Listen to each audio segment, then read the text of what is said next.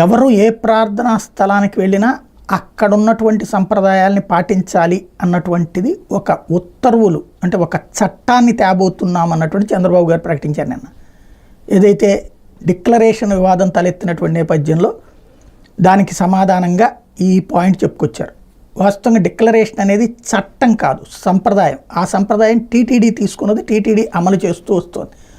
అదే సమయంలో దేవాదాయ శాఖ సంప్రదాయం ప్రకారం కూడా రాష్ట్రంలో ఉన్నటువంటి ఆలయాలకు సంబంధించి ఒక చట్టం ఉంది. ఎందుకంటే టీటీడీనేమో స్వతంత్ర ప్రతిపత్తి కలిగింది, దేవాదాయ శాఖ మిగతా దానికి. ఎక్కడైనా ఆలయాలలో ఇట్లాంటి అంటే అన్యమతస్తులు వెళ్ళినప్పుడు అక్కడ డిక్లరేషన్ ఇవ్వాలి, కాకపోతే ఎక్కడ పట్టించుకోరు. తిరుమల తిరుపతి దేవస్థానం దగ్గర అయితే ఆ రిజిస్టర్ పెట్టి ఉంటుంది, విఐపీల దగ్గర ఒక రిజిస్టర్ ఉంటుంది, అట్లాగే అంగీకరిస్తున్నాం అన్నారు. కొంతమంది పెద్దలు అట్లా సంతకాలు పెట్టారు. ఇప్పుడు అలాగే కాకుండా ఈవెన్ ముస్లిమ్స్ దానికి వెళ్ళినా, క్రిస్టియన్స్ దానికి వెళ్ళినా అక్కడ సంప్రదాయాలు పాటించాల్సిందే అన్నటువంటి చట్టం తెస్తామంటున్నారు. యాక్చువల్గా ఏ గుడికి వెళ్ళినా, ఏ మసీదుకి వెళ్ళినా, ఏ చర్చికి వెళ్ళినా అక్కడ సంప్రదాయాల ప్రకారం వెళ్తారు, సంప్రదాయ విరుద్ధంగా వెళ్ళరు ఎవరు కూడా.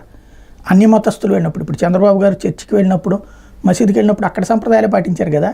పవన్ కళ్యాణ్ వెళ్ళినప్పుడు అట్లాగే పాటించారు కదా. జగన్మోహన్ రెడ్డి గుడికి వెళ్ళినా, మసీదుకి వెళ్ళినా అట్లాగే పాటించారు కదా. దీంట్లో ప్రత్యేక చట్టం అవసరం ఏంటంటే ప్రస్తుతం ఈ హడావిడి నేపథ్యంలో తీసుకొద్దాం అనుకుంటున్నారు.